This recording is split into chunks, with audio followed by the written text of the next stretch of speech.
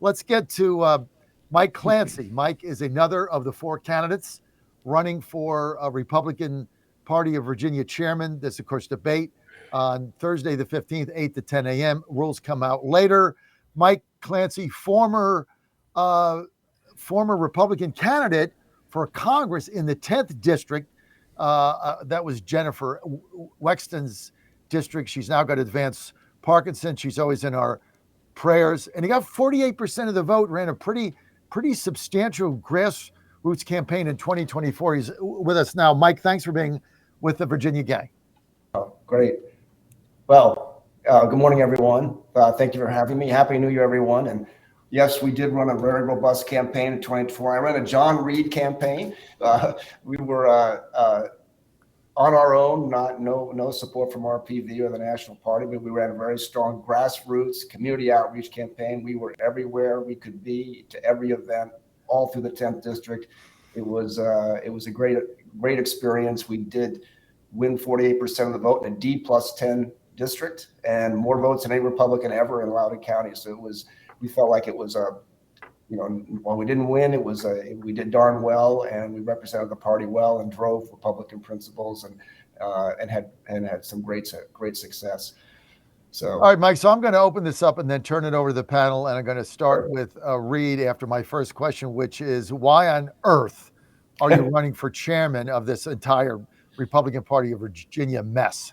Well, let me say right up front, full disclosure, I'm not part of the status quo. I'm not running for chair to be business as usual. I'm running for chair to bring transformational change, to bring a new vision, to energize the RPV and drive us forward and get us back on track on winning. Now, we saw in 2025 probably the worst debacle in election history for Republicans, and now the Democrats have total control of our government. And they will abuse that power. They will absolutely abuse that power. They've already started with the redistricting legislation, and it's going to be incumbent on RPV and the chair to lead the charge. And I agree with Joe that we have to be fighting this in litigation. And I'm the only RPV chair candidate that is a lawyer. I have decades of experience in litigation for the government and law firm world and the corporate world, leading, strategizing, executing, and winning litigation. And we need to press that litigation. We can win this. We can win this in court. The state constitution set up a specific process for constitutional amendments, and it requires 2 votes with an intervening election. Now, when that amendment process was put in place back in 1970, 55 years ago, there was no early voting 55 years ago. When the Democrats cynically passed the first version of their redistricting bill in very late October, just days before the election, over 1 million Virginians had already voted. Well, that totally undermines the constitutional principle. Okay, well, you're giving us the legal argument that we've heard from Joe and Chap on why this should get delayed or struck 100%, down. and we have to. But the question was, what are you going to do as chairman? I'm going to turn this over to Reed. Reed, I know you have to go. Go ahead, John. Yeah, so it's multifaceted. So we're going to push the litigation, and the litigation is not just redistricting. We're going to see the Democrats pass. We've already seen them the resurgence of DEI. We have to fight that in court. We're going to see bills that attack the Second Amendment, that attack parents' rights, that attack religious liberty. The RPV has to be at the forefront fighting for Virginians and fighting to defend those rights. Now, we can turn to elections. Absolutely. We have to improve candidate recruitment, candidate support, local unit support. We have to enhance and drive our social messaging. It's antiquated at RPV. We need to take advantage of all the technology and all the available social media opportunity to drive that message through social media. We have to have a year-round grassroots community outreach. There are many conservative groups. John Reed went to many of those churches on his campaign, many churches across the North District, many cultural communities across all of Virginia that are very conservative, but Republicans have never engaged. One of the things I did in my campaign, one of the things John Reed did in his campaign was go engage with those communities.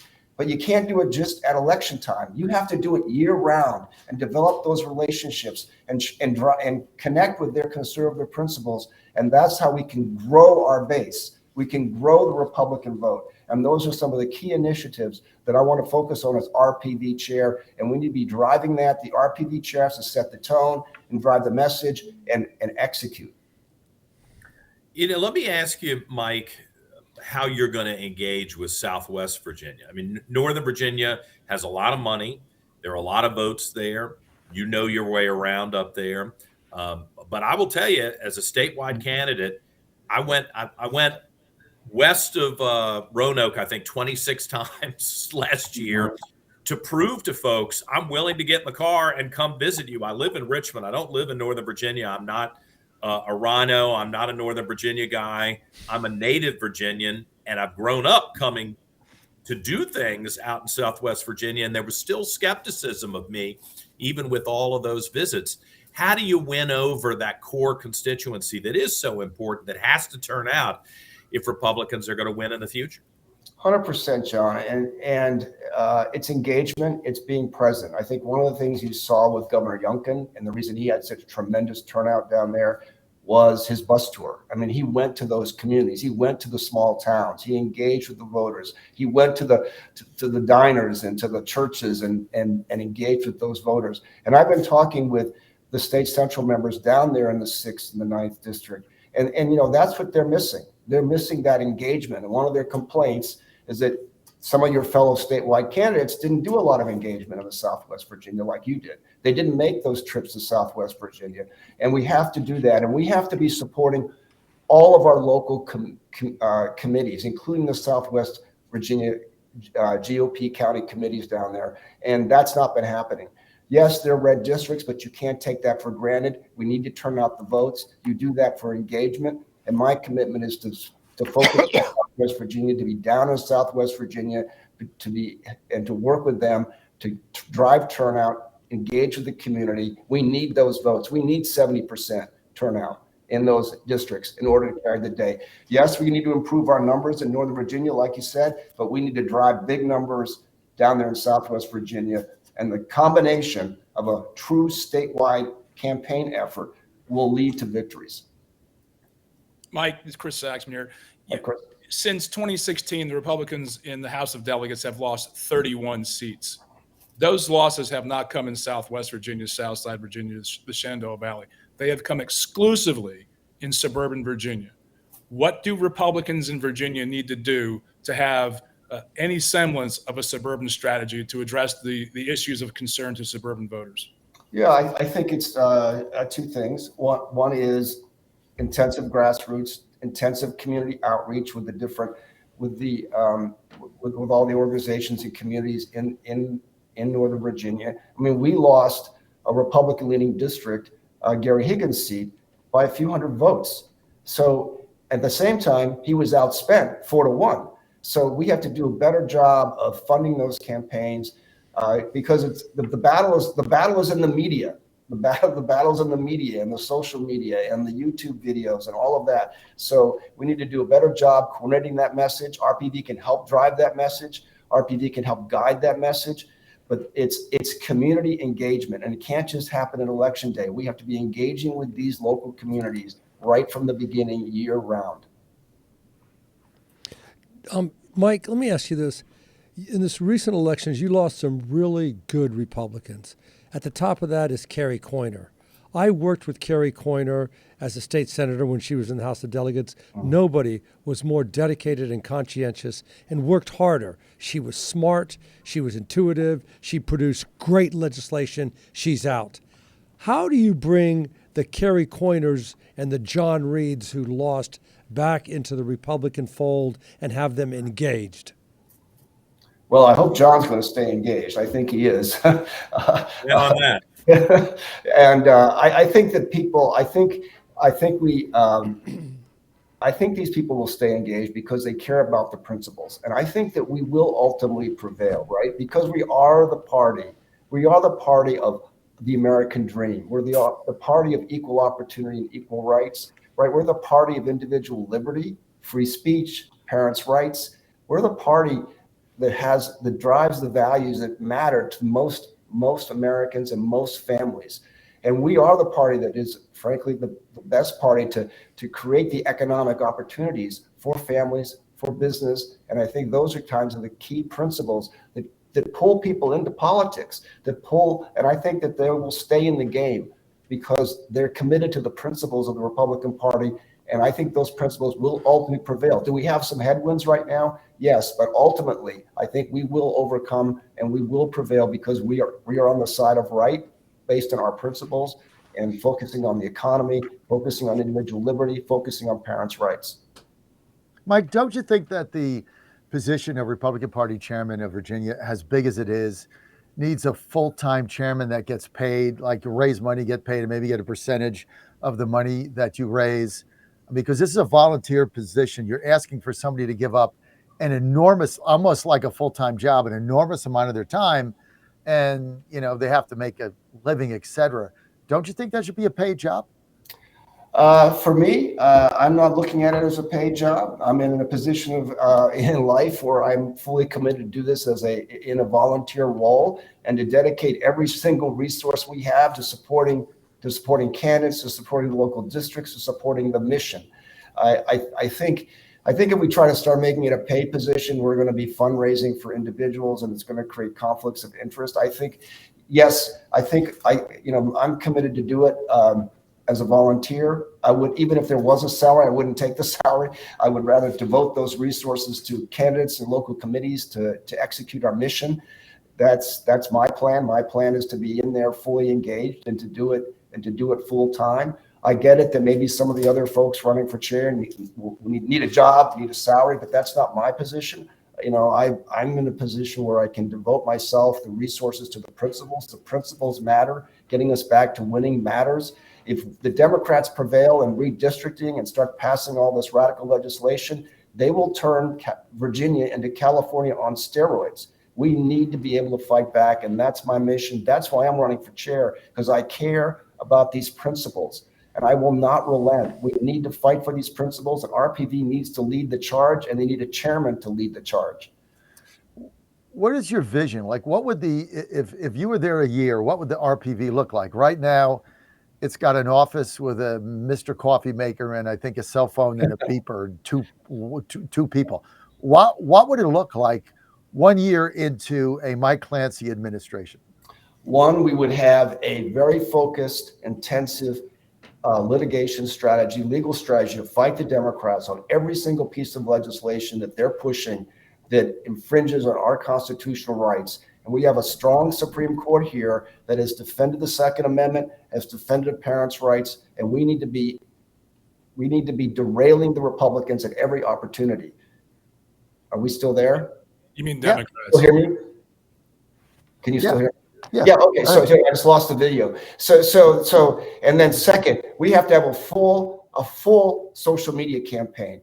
Right now, yes, there's a little bit of Twitter, there's some other things, but we need to have a fully engaged social media campaign, YouTube videos constantly out there streaming our message and driving our message. Second, we have to have an intensive grassroots campaign. I want to have a dedicated grassroots effort committee focused all across Virginia, where we're engaging with communities, pushing our conservative messages, engaging with these conservative communities, getting them registered to vote, getting them lined up to vote, getting them signed up to permanent absentee ballots so that we can improve our voting base, reaching out to engaging with the Southwest Virginia, being all over the state. It can't just be at election time. It has to be a 24/7, 365-day process and event to get this done. All right, Saxman, you there? Saxman had to go. Oh, I thought he said he had a question. All right. You got anything, Reed or Joe? Yeah, I do think that the fundraising issue is significant. And, when you're in office, as I found out, as someone who wasn't holding office, it's a lot easier to ask for money. And in some cases, I think the Democrats are so crass, they actually shake people down for money. Where do you go to try to get the basic sustenance to make the Republican Party of Virginia functional and have some potency here? Yeah. No, that's absolutely right, John. Money fuels everything. And in my 10th district congressional campaign, I was able to build up a very strong network of donors. These are folks who I've engaged with over the years in business and in the legal profession, and who are loyal and faithful contributors that are and have faith in my vision and trust in my vision and leadership. And one of the first things I would do as chair is organize a fundraiser in Northern Virginia, right? Organize a fundraiser in Northern Virginia. I think we can excite the donors or motivate the donors because of the redistricting, because we know the Democrats will overreach. We know they will be going after fundamental constitutional rights. And I think we'll be able to. A simple idea like that. And then I'm going to get to Saxman. Like, have a fundraiser. So I've said this 100 times.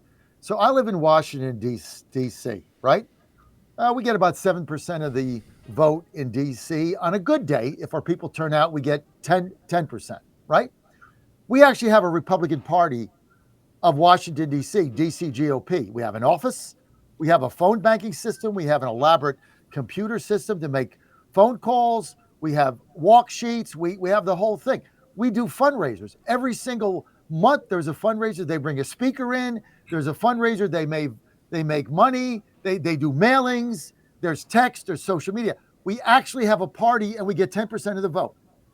And I'm so excited to be in D.C. because I'm actually part of a party. And then you have an executive committee meeting. There's there's disagreements, but there's not this infighting and fiefdoms. And, I represent here, you represent there, and all this stuff on social media. It's just, hey, how do we come together and maybe get a school board seat somewhere? And what I see in this simple idea, like have a fundraiser. Like, what a novel idea, Saxman. Yeah. Yeah, there's a lot of tactics that need to be drawn up, but I think Mike misspoke when he said we should be derailing Republicans, and I don't want that quote. I'm sorry. If I said Republicans, I don't want that quote being used against you. Yeah, no, thank you for that. Derail the Democrats for sure. Yes. No, look, there's going to be a lot of opportunity to reconfigure the Republican Party to become a competitive party once again. So we become a two-party state, which we are currently not. We're a one-party state and will be for the foreseeable future. So the headwinds are going to be strong, and it's going to be just getting back to the basics and blocking and tackling, and that's what they're up against. I think the Democrats are going to play into our hands. I know they've made noises about being moderate and legislating with restraint. I think that's not going to happen. I think we've already seen at least 3 bills going after the Second Amendment. We already have seen a resurgence of DEI in the Spangenberg administration.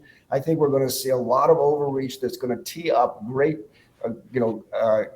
issues for us to fight them in court, but second, also to tee up election issues in 2027, issues that our candidates will be able to run on, because the Democrats will absolutely overreach. They overreached back during COVID. They will overreach again. And when they overreach, we'll be there to pounce and we have to message that and get that communication out all across Virginia and help our candidates and help our local districts, because when they overreach, we need to pounce and it'll be great for us in 2027. We will win back seats in 2027 because the Democrats can't help themselves.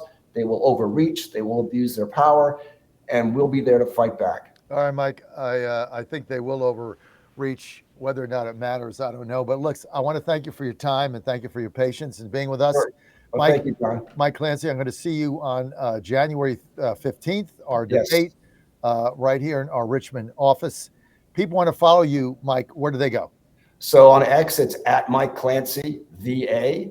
And for Facebook, it's Clancy for VA for Facebook. And if you want to reach out to me directly, it's michaelclancy1@verizon.net.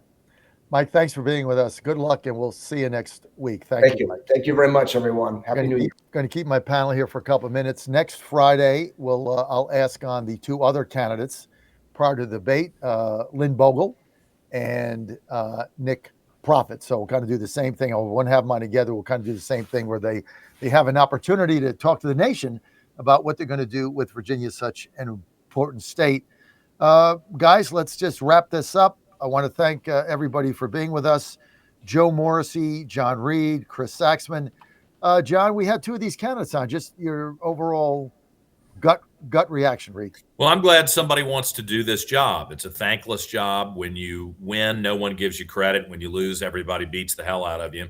So it's great that there are 4 people who are willing to even contemplate a job that doesn't carry any sort of compensation with it and requires a lot of driving and a lot of rubber chicken type dinners. And I do think that it's time for somebody to come in with some fresh ideas, and hopefully some of these folks, whether they're the chairperson or not, will still be out there trying to help us raise money and aggressively push the message that Republicans are the stable, responsible, and reasonable people in the state of Virginia and across the country. I think the Democrats are revealing how radical they are, as we saw in New York. And I think Abigail Spanberger's appointments indicate that despite her claims that she's moderate, she is not going to govern like a moderate. We need to make sure we point that out. I'm going to be talking about that on Monday when my podcast starts, The Reed Revolution. So I hope people will always be with you, John, but then will give me a chance to kind of highlight some of the things that will be happening at the Capitol that I think are going to be pretty egregious. Well, John, put this down on your calendar. I'd love you to host for me Tuesday, January. I think it's whatever the Tuesday is, the third week in January, the 20th maybe, 19th. Or 21st through the end of the week. I'm going to be at the Republican National Committee winter meetings in Santa Barbara, California. Obviously, I can't do my show at 2 a.m. or 3, whatever it is. So if you can fill it for me, then you can promote your podcast and maybe combine the 2 of them, which is what I do. So you might look at doing that. I'll send you an email. Thank you. Always, John. Thanks for being with us. Saxman, we had 2 candidates on. What were your thoughts? I think they're good candidates. They're well-intended. RPV is going to have a difficult task deciding which direction they want to go. If there's a discernible difference in direction between the 2 and the other 2 candidates, we'll see how it plays out. It's what is it, 80 some odd people going to decide this thing. So a winner could get 25 votes and be the chairman of the party. Joe Morrissey. Both candidates were conscientious and they were sincere. I go back to something you said earlier, John. In order for the next chairman of the Republican Party of Virginia to be relevant, he has to have power. You need to pay that person $150,000 a year. You have to give them power to make decisions. Roger Goodell in the NFL hasn't increased its value because Roger Goodell is a volunteer. Otherwise, you have 32 teams sniping. You need a titular head of the Republican Party of Virginia that has some inherent power to get things done. Pay the person and let the buck stop there. That's my takeaway. Agree. Good take, Joe.